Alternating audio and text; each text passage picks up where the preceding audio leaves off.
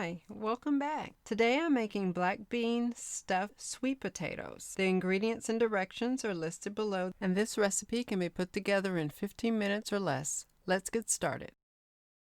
So first I took a quarter of an onion and chopped it to the size that I preferred. And I took some bell pepper and did exactly the same.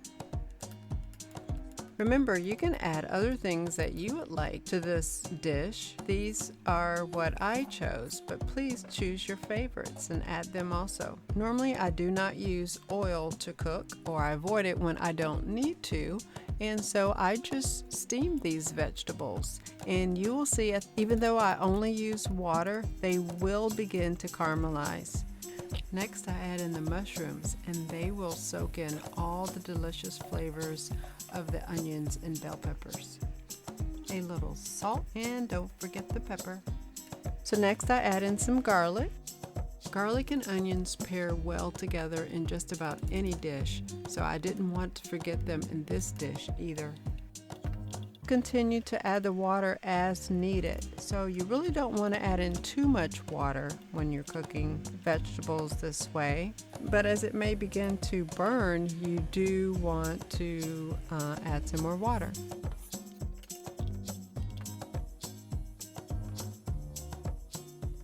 So here are beans that I have. I usually cook a pound of beans, and I keep some in the fridge, and I rinse what I cook and I put them into the freezer.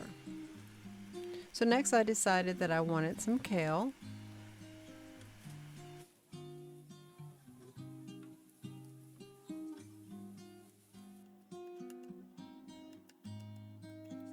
And right before adding the kale, I did add some vegetable broth.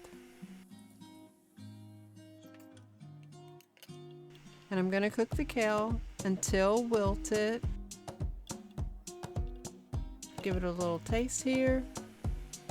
Don't you just love the colors that are coming together in this dish?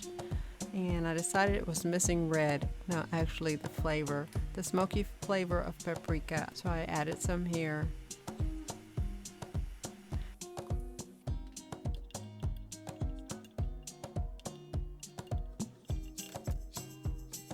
Now let's plate this potato. I cut open the potato, it's already warm, and I stuff it with the bean mixture.